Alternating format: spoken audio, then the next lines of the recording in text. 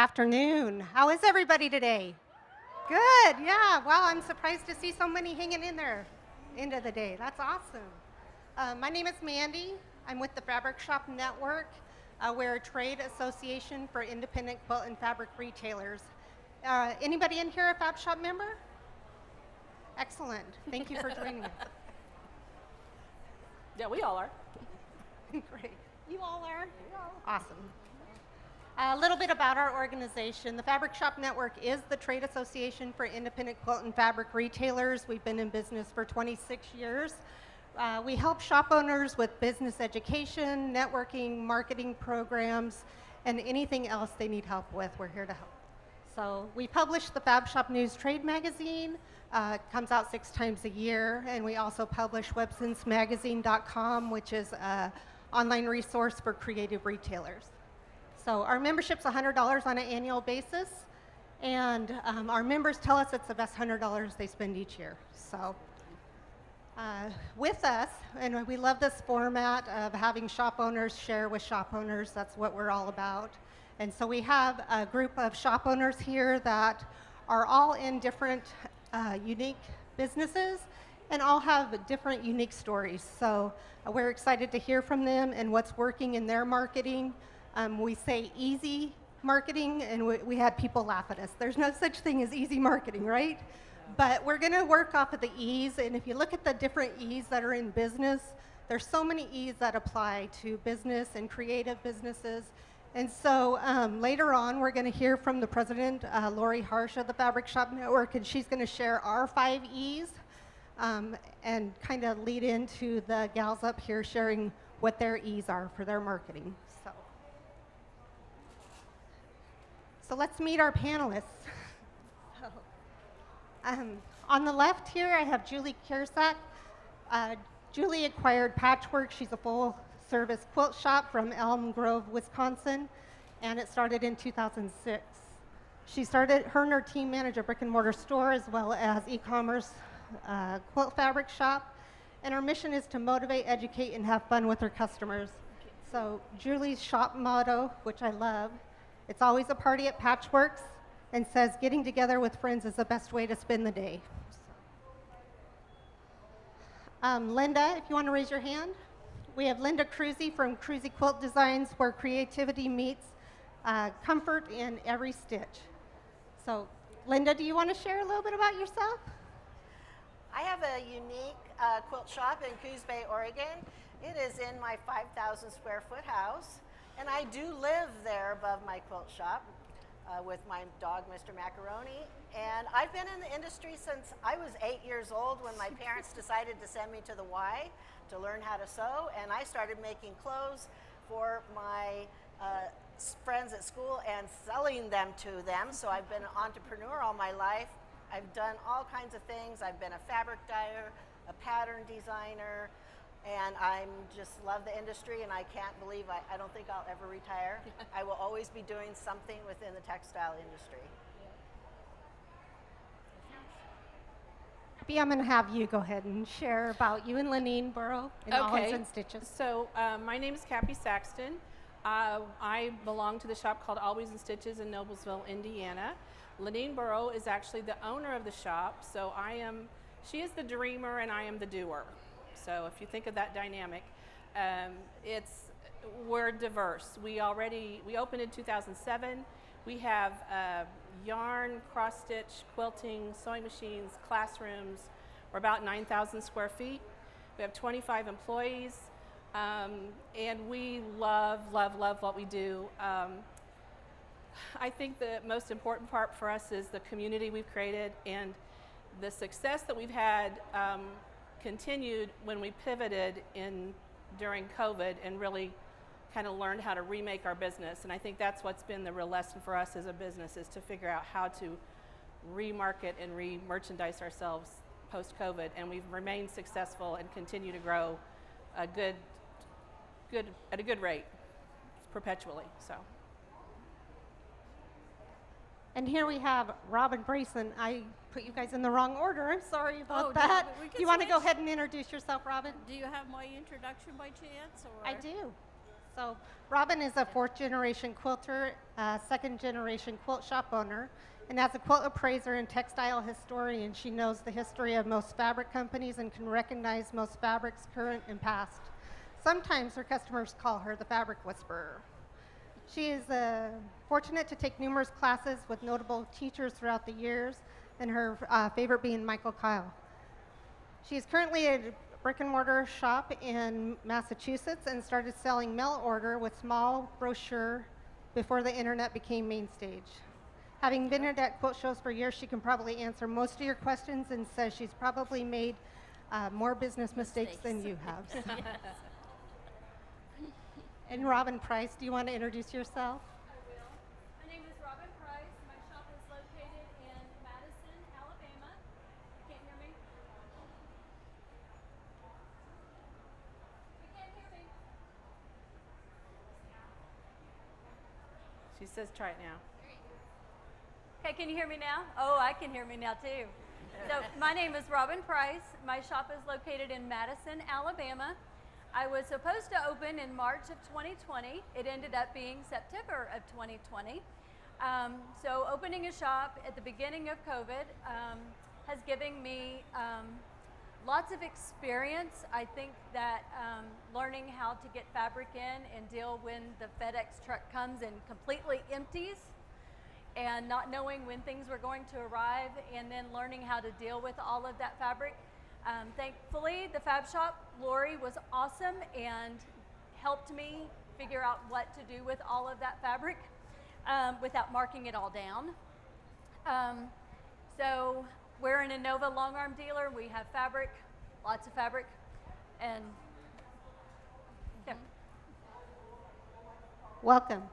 So Lori Harsh, the president of the Fabric Shop Network, wasn't able to join us today, but she did have a quick video she wanted to share. We're going to lead into that, and then each panelist is going to share their ease for marketing.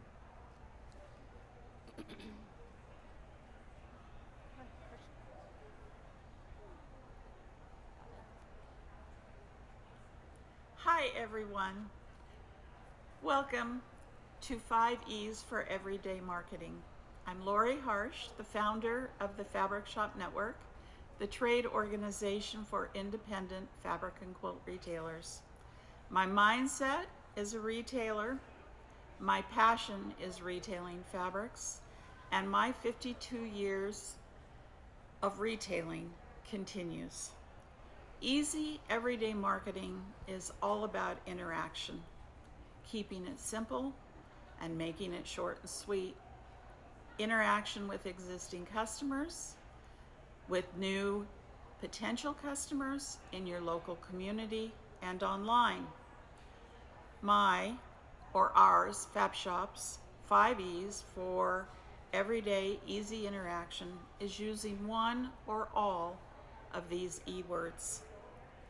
Engage, encourage, educate, entertain, and lastly, emotion. People remember how they make you feel, not necessarily what you say. Remember the 80-20 rule? Here's a big one. It's 80% marketing and 20% product. Always work on building your assets, focus on what you own, your customer database, and your e-commerce website. I'm eager to hear what our panelists and their 5 E's for marketing are. How about you? Thank you for joining us today.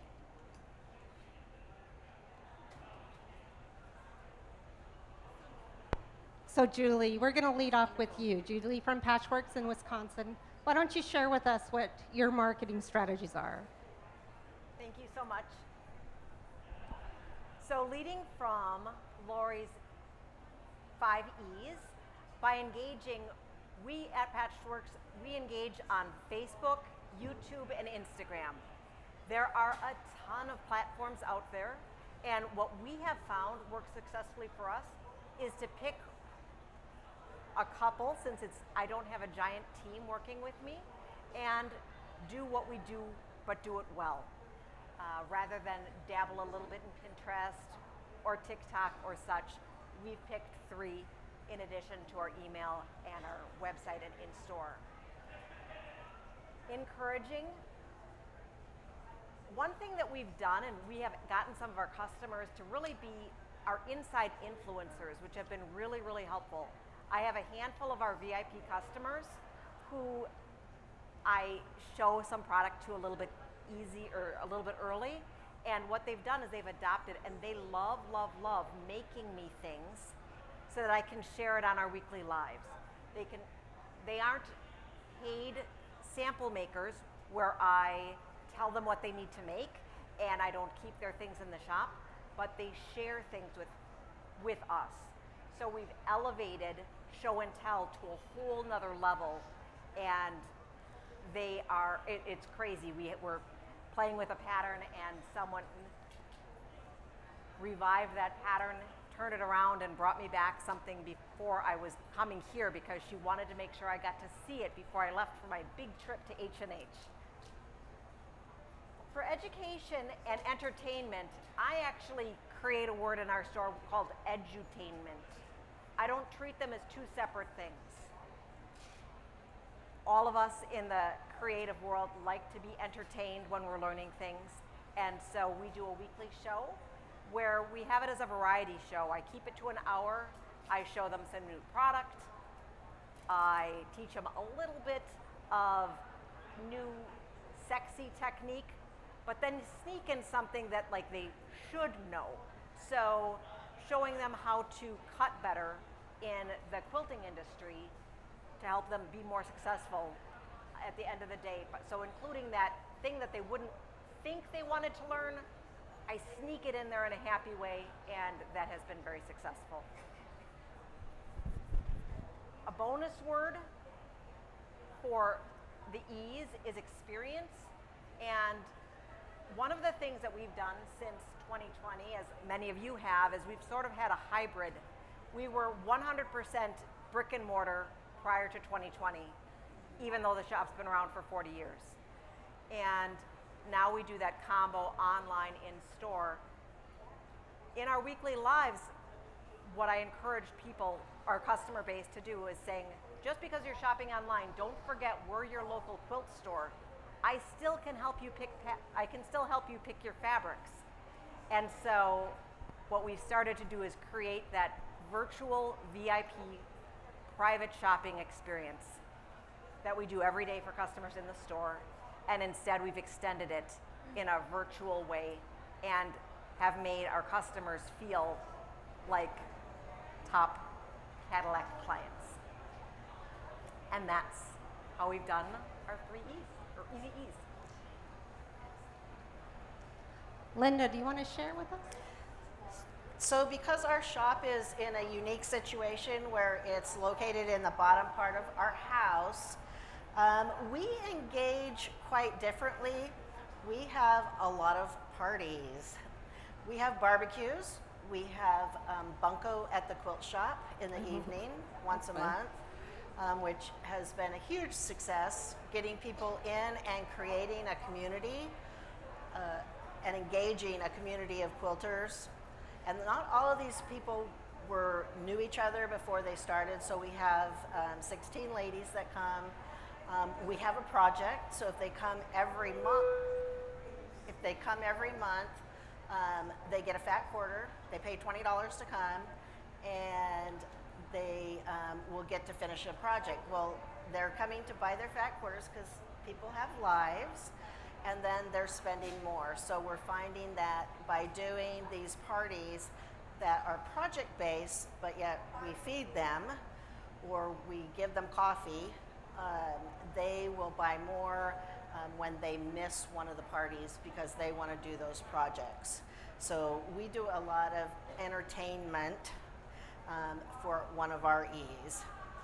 Encouraging, we really encourage people with one of our philosophies in our shop is that you need to make the fabric work hard for you. So we specialize in ombres, panels, and border prints. All these fabrics work really hard to make intricate looking quilts without a lot of time. I will never do a quilt that will take me more than a week. And I know that my customers want things that will go fast. So we encourage them by creating quick projects that they can finish in a week that are simple, yet by utilizing the fabrics that are out there, they can finish it quickly. So that's how we encourage our customers so that they can make more. The more they're making, the faster they finish a project, the sooner they're going to come back to buy more. Kind of already talked about entertainment. We're big on entertainment. And we do have a lounge too, because we want to encourage all those husbands, because we are a destination shop. We are not walkable. You cannot walk to our shop, you have to drive. So we have a lounge with a big screen TV for the husbands so that we can keep the wives not thinking the husband's out in the car waiting for them. So that's another revenue area of entertainment. And then we also have a coffee bar where they get free coffee or tea. We educate through YouTube videos, and I think also what you said, that pick a social media platform. We're on Facebook. It doesn't have to be perfect. We pivoted during COVID. We were not doing live YouTube videos or live Facebook videos, and now we do at least one a week. We've already done 2 since we're here. You do not have to look perfect. It does not have to sound perfect. People love us because we're real. They think of us as real people. My sister, who's out there in the audience, her and I do them together, and it's about being real and being a real person. Excellent. Cappy, do you want to pipe in? Yeah, so I think there's 3 words that I'm going to kind of pick on: entertain, educate, and experience. And those of you who were at Quilt Market prior to that pandemic thing, the buzzword was experience. Experience, experience. Everybody was talking about, oh, you have to create an experience. Well, COVID just stopped our opportunity, it felt like, to have an experience. And so we had to tap into kind of entertainment resources to recreate experience for them, feeling like they were walking into our shop. So we, by necessity, started doing YouTube videos. And we, at this point, have over 7,000 subscribers to our channel and have 300 active videos that generate income every day. It is just an amazing tool. Some of them are over 3 years old and they're still creating revenue. And so the reason it works, and this was the part that I had to really think about, it's like, okay, why have these been so effective for us? I think there's 3 things. First of all, there's content. The content is very consistent. So we have a weekly video, same thing, we do a weekly video, it's always on Thursdays. If that video does not air Thursday, Friday morning, my phone is ringing and my email is blowing up, where is the video? So do you remember when the family sat down and watched Carol Burnett every week and you were like, if it wasn't on, then that was like a catastrophe? I feel like that's what we've become. And they watch us, like what you said, not because we're perfect, because they're waiting for us to start breaking up like Harvey Korman did when they did those silly skits. So they want real, they want to see you as you are. We follow up on previous things we've talked about. We've kind of got running jokes that they'll come in the store and they'll say, oh, I saw you talking about the weather rock. I can't wait to hear what happens with the weather rock. They see familiar faces, and the length of the presentation is consistent. So they know they're going to sit down and see that every week, like watching a TV show. I mean, that's what we've become. But the content is what we try to really focus on, like you said, Julie, sneaking things in a little bit. So it always includes our fun staff, because the enthusiasm that encourages your customers is going to come down from your staff. If you don't take care of your staff by paying them well and giving them the respect that they deserve, that's not going to spread through what you do. And so you have to start there, because it all rolls downhill. You all know that as managers or owners, it all runs downhill. And if you don't treat that staff right, they're not going to treat your customers right, and then that doesn't play out in your business. So we show our staff, we show the projects they're doing, they know our staff by name, they comment about how much they love them. We show products. We showed a product one time and accidentally didn't realize it was the product we were showing, and then we had all these orders and we couldn't meet the order demand, and so that was a mess. So make sure you have the product you're going to show. We offer a teaser. The other thing we do is we do what's called show and tell, because on YouTube they can't post pictures, but on Facebook they can. So we do show and tell by connecting the two platforms together. So they show us on our Facebook private group, which I'm to understand is the number one social media, according to the guy that talked this morning. And then number two, we have them tell about it on our YouTube channel. So we get double hit, that they're watching both places. We run education into it, and we just give them some creative direction. We show them little things that make a difference. You know, the customers don't need to come in your shop anymore to feel connected, but they do still feel connected by this weekly event that we give them. And the crazy characters, just like that stupid Carol Burnett show, is familiar. And so they'll still feel that connectedness to your shop. Your original people won't, or will, and your new people will. And real quickly, we had a gal from Germany watching our YouTube video who called her sister in Indiana, said, "Have you ever heard of Noblesville? Do you know where it is?" She said, "Yeah, it's about 10 miles away from me." And she said, "Oh, then we have to go there." And so she came from Germany, came to our shop, and stood in tears in our shop because she had found us on YouTube. That's pretty powerful. That's a content and a connection and enthusiasm and encouragement, all these E words she's thrown out there, that couldn't be done by just sitting in my store, sending an email once a week. So go YouTube.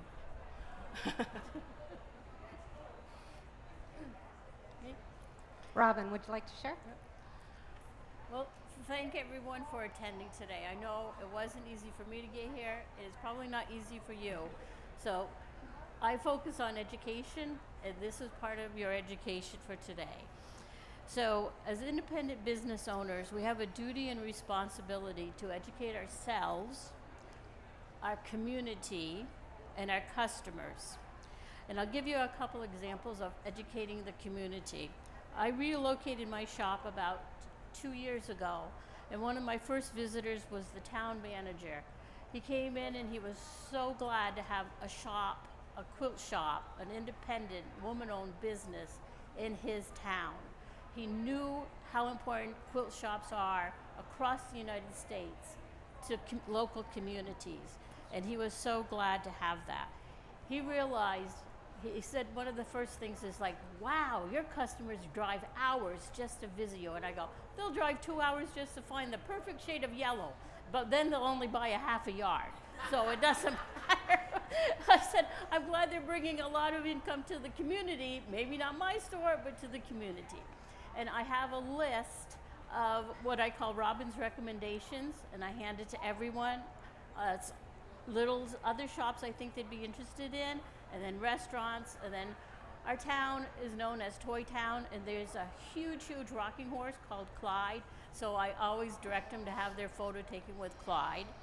So one of the examples of educating the community about my business, I always have wonderful displays in my store. And just one day as I was coming, one lady said, I live just over the border in New Hampshire. And my mom was coming to visit, and she's a quilter. I'm not, so I didn't know anybody. But I posted on Winchendon Residents' Facebook page, "Does anybody know where any quilt shops are?" And she said, "I got 100 people that said, Appleberry Fabrics, go to Appleberry." And I said, "Well, that's my posse. They're not my customers, but they're my posse." So it's important to educate your community of what kind of shop you have and what your services are. And we also do a lot of donations. People can bring fabric to me and all kinds of things. Some I donate to the art department, I donate to Fisher House, so I pass it along. So as part of educating ourselves, customers want to buy from somebody that knows the product, that they like, and that they will sell it to them with confidence. knowledge is power, and so I think that's the most important today than ever, because we're not just competing with the local quilt shops, we're competing with the world. Quilt shops in Australia, England, and everything. So I had I'll tell a quick story. I had a wonderful sales rep, he's since retired, and the rep that replaced him was out. She was very sick, going through treatment, and he came back in a few years later, and I said, "Hey, Paul, I'm so glad to see you. How is it out there?" And he goes, "Oh, just as I thought. The people that were playing at it, they're out of business. But the people that know what they're doing, they're still there. They're making half as much money for twice as much work, but they're still hanging in there." So it's important to know what you're doing. There's lots of sources of education for quilt shop owners. The Fab Shop is fabulous. I talked to another shop owner before we started the panel. All kinds of literature. Know the products that you're selling. I'm always amazed. I go to another store and I'll pick up something and they go, "Oh, I haven't, tried that. I don't know this, that." I try everything. I've made every mistake in the book. I've put the interfacing on upside down and have it stick to the iron, so I know how to get it off. I go to all the fabric companies. And so I know the difference. What's the difference between silkscreen, batik, digital printing? What's the difference between a toile and a tulle? What's the difference between a homespun? What makes it a homespun? What's a brush compared to a flannel? So they have confidence in buying from me. So I have a duty to educate my customers about the products that I sell. It's always another thing. I sell, my customers tell me I'm one of the only quilt shops in the area that still has a huge selection of books. Patterns now are $9 or $10, and rightly so. There's a lot of work in pattern, where you can get a book for $12 or $15 and get 10 to 20 projects in it. But when a book comes in, I look through every book, because they'll say, "Oh, do you have this casserole carrier?" "Yep, got it right here." And the other thing is, one of my customers said, "You spoil the customers." And I said, "Really? How so?" And she said, "Well, my husband, we go on this trip. He was in the service, so we meet other servicemen every year."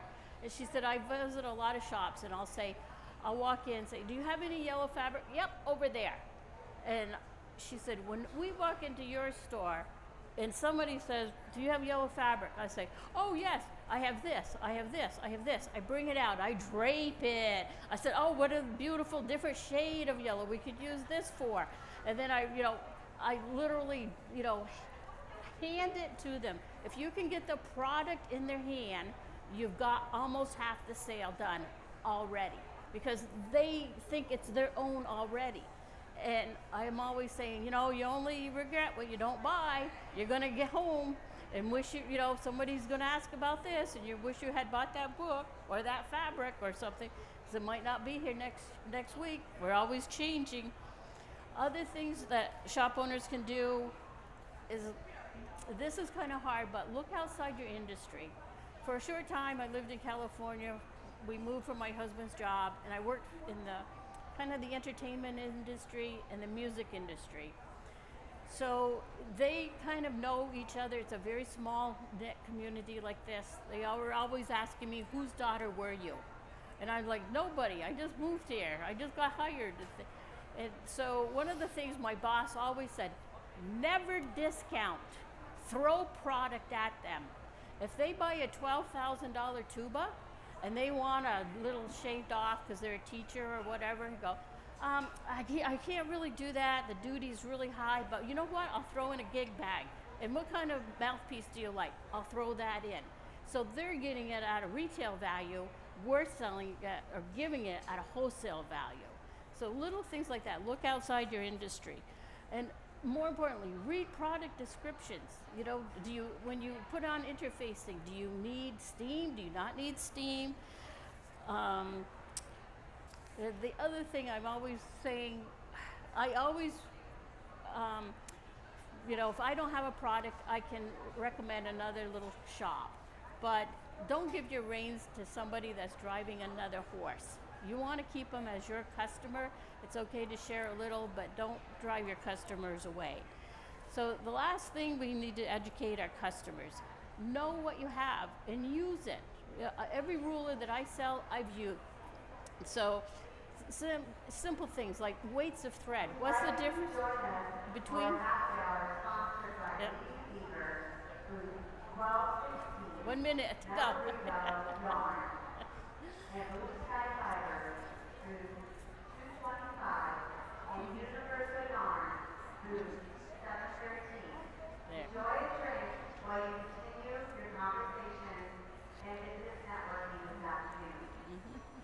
Just know the different weights of thread and give little tips.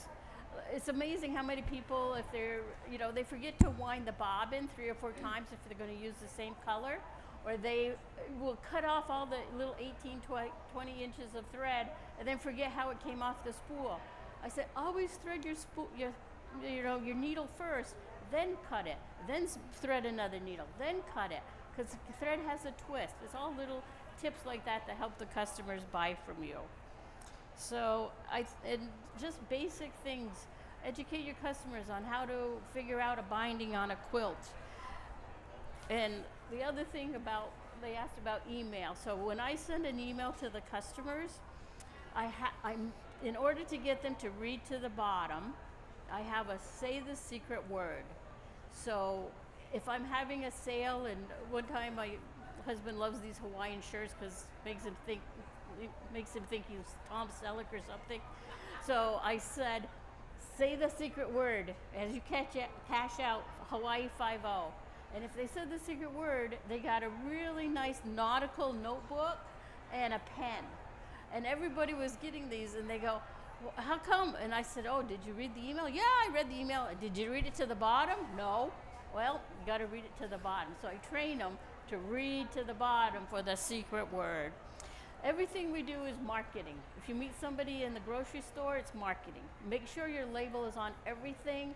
I hand out business cards galore, but I keep them behind the register so I can present my business card, and so it has a value to it, and it's not just something that you pick up like a free. I give out pens, I give out tote bags, I give out visitor guide to keep them in the town. That's it. Thank you. Thank you, Robin. Robin from Alabama, we're going to have Now you the share other for a Robin. few. Okay, so during COVID, with me opening right at the beginning of COVID, everyone was sad. Everyone was lonely. Customers would come in to drop off their quilt, and they would just start crying. They needed that bartender, so to speak. Total stranger would walk in, and she would say, I had to get out of the house. My husband is killing me. And then they would just start crying. So I realized the sit and sew that I wanted to start, it was needed right then.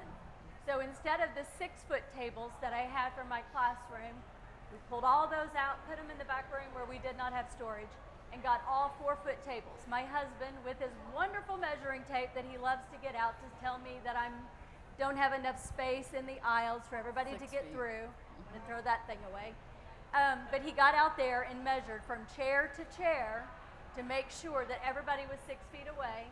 We started inviting people for sit and sew. My sit and sew is so full. People come by, they drive by, they see the parking lot, they see the front is full, they see the side, and semis come into my store. So the side parking lot is pretty full. I mean, it's pretty big. The side parking lot is half full. So people come by, they want to see what's going on, they come in the store, there's so much laughter going on, they have to go back, so we always walk them back to see what's going on and introduce them to people. The customers that are back there in the classroom, invite them, we invite them. Sometimes they go on back and they sit down, and we tell them, bring your sewing machine. If you can't get it out, come in, go up to the door and then walk in and go, hey, I need somebody to get my machine out. And they always laugh at that, but we tell them, we're serious. We'll go get your stuff out. We just want you to come. If you don't have anything to sew on, just come by and just sit and visit with us. We just want people to come. The only requirement is that you laugh and have a good time. That's it. So these ladies, they're hilarious. We have the same ones that come every single Tuesday. They now encourage each other to buy. This is my best sales day. I do not charge people to come. My best sales day of the week is my Tuesdays. It's not Saturdays when there's a class, it's Tuesdays. They have a contest. Who can spend the most money? Then, who can sell the most product to other people in the shop and to each other? I sold a light box today, Robin. I sold a light box. It's a $279 light box. I sold it. Guess who bought it?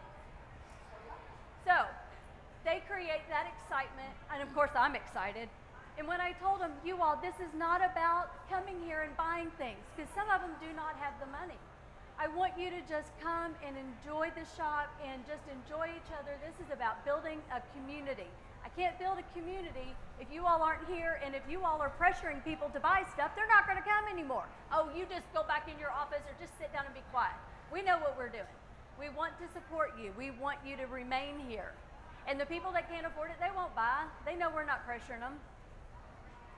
Okay. So the Tuesday before Thanksgiving, my husband and I decided that we were going to order lunch from a local restaurant. We did not advertise this. We didn't tell anybody. I told my manager because she was going to be the one to go get it. And we brought in lunch for everybody that was there. There was no pictures taken. There was no publicity about this, and they were all just floored. But this is how we thanked them for being part of our community, for coming, and obviously for spending so much money in the shop. But they've become our friends. A lot of them have my cell phone number, and they do not abuse it, thank goodness. But my staff, they've become friends of theirs as well. And the customer experience, so that was engage, encourage, and experience. So we encourage the customers to come on Tuesday, brand new customers that have never been there. We have customers who know no one. So Huntsville, Alabama, there's lots of people who move from all over for jobs. We have NASA there, we have the FBI, we have all kinds of technical stuff. And people come, no one, and they're all alone. They need to meet people. Their husbands are gone all day. So we encourage people to come in. I hire staff that know more than me. I want a staff that has lots of experience. I don't have to know everything because I don't know everything, and I want to learn from them. And I keep saying staff, they're my team. And I've written team a million times, but I keep saying staff. So I want my team to share their experience with everyone at Sit and Sew. So we had this lady that drove by, and she says, I want to know what this quilting thing's all about. So I thought I'd come in and see. She comes in, she took a beginning quilt making class, and she says, I didn't learn nothing from that lady. She said, and she no longer teaches for me. She says, but I just cut all my fabric wrong and I got to buy more fabric. Well, the ladies at Sit and Sew poured into her, and they taught her how to quilt. This lady quilts everything under the sun now. She has taught her granddaughter how to quilt now. You can't create that if you don't have a community. This lady, I am so very, very proud of her, and the ladies that poured into her, my team who has poured into her. It's invaluable. And the customer experience, so this is another example. We're a boutique. We are not your discount like TJ Maxx. You're going to go into a dressing room and you're going to have somebody outside waiting to give you that larger pair of jeans. You're not going to have to put your clothes back on and go out there and get those jeans yourself. We are going to, like she said, have that yellow fabric. Open it up. We're going to grab all these bolts. We have a saying that we love to wreck the store. We're going to grab all of those fabrics. And what that does is it shows the customer all of these other fabrics that we have. And now we've told them, oh, they've got a lot more than I thought. Oh, I've got 2 projects I can do now. So when they leave and they don't buy it all, now they've got reward points because we give them reward points. They can only use one in a day, 24 hours. They can't come back and use it. But they can go online, and we tell them, go online and create an account. Use that reward to get the fabric that you didn't get, you got to get it tomorrow or in a couple of days, whatever. But now they're going to go online. They're going to learn how to use the website. If they need help, they will call. So we have customers that are in other states, and they'll call, hey, Sarah, you signed my web order. Thank you. My staff always signs. We have a double check. We have a double check because I screwed up once. So anytime there's a double check for something, it's because somebody messed up. Then you can tell me when I need to shut my mouth. Okay. But anytime there's a web order, we write thank you and then the person's name. And then there's always that double check. So people will call and they'll say, I want to talk to Sarah. She filled my web order and it was so perfect. She wrote, thanks, Sarah, and then a little smiley face. So they'll call and they'll ask for help if they can't get to what they want on the website. But by pulling all that stuff out and making that big mess and taking that extra time with that customer, now they're going to go online and they're going to buy that fabric that they can't get out of their head. And we can be a little bit more expensive because we've spent that extra time. We've given that personal service and they're going to remember us.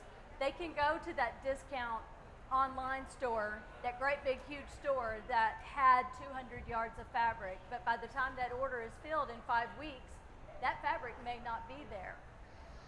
So, what else does this say? So there's a very popular line right now, and other shops in my area have it. I'm the highest shop in my town. I have customers that have been waiting for me to get that fabric back in instead of going to another shop or going online to get it, and I'm higher. Yeah. They want our experience. They love my team. Excellent. I think that a really common theme you'll hear throughout many of the presentations is community. And these ladies do an awesome job of building community in their shops. There's a saying by Mark Schaefer, and he wrote a book called Belonging to the Brand. And he says, a community represents the utmost level of emotional alignment and commitment. And I totally believe that is so true. So I do have one question for the ladies here. I know Julie and I talked a little bit about the word evolve. And I know the last few years, many of us as business owners have had to pivot and evolve. And I want to talk a little bit about, Cappy mentioned YouTube. How are you taking YouTube and other Facebook Lives and all those teams to build your assets, to drive them back to your email list and to your website? Cappy, do you want to pipe in? Well, I think for us, the community is absolutely true, but what we've figured out is when they contact us through our email, they contact us through our website, that's a great thing. It's been a great resource, but you're going to take it to the next level. How do you evolve, which is the word, how do you evolve that to the better space? So we hired a gal, we call her our orders department. We created a whole department, and it's orders department, and their email is orders@alwaysinstitches1.com. They have a dedicated cell phone that is a cell phone number just for the shop that the customers can send pictures of the fabric they want, and we can match it, because especially when COVID was going on, you couldn't come to the store, you couldn't bring it in, and a lot of our customers couldn't figure out how to post it or email it, but they could send a picture through their cell phone. So we set up a cell phone that they could reach us. We have the orders department personally will do anything. They have to call and say, I want this color on that, and we take care of it. That whole department didn't even exist until we had to go through COVID and figure out how to meet the needs of the people not in the store, but out of the store. What happened, the evolution of that now is those ladies have now become in-store concierge service as well. So our customers are like, well, I need to call and talk to Jennifer, I need to talk to Deborah, I need to talk to Patty, I need to talk to, whoever it was they connected with, and that's who they want to talk to. And so that evolution has connected them to us in a way that, same thing, we're one of the highest priced stores in the area, and they will come to our store because we're the nice store, well, you're the nice store. Well, they take care of me. They make me feel welcome, regardless of their skill level. And I think that's huge, huge difference. I mean, that's my thought. So I think we're running out of time. Does anybody in the audience have questions or comments, or maybe want to share their e-word and what they're doing in their marketing? That's okay. Well, welcome. Thank you again for joining us. If we can give our panelists a round of applause. Thank you, ladies, for joining us.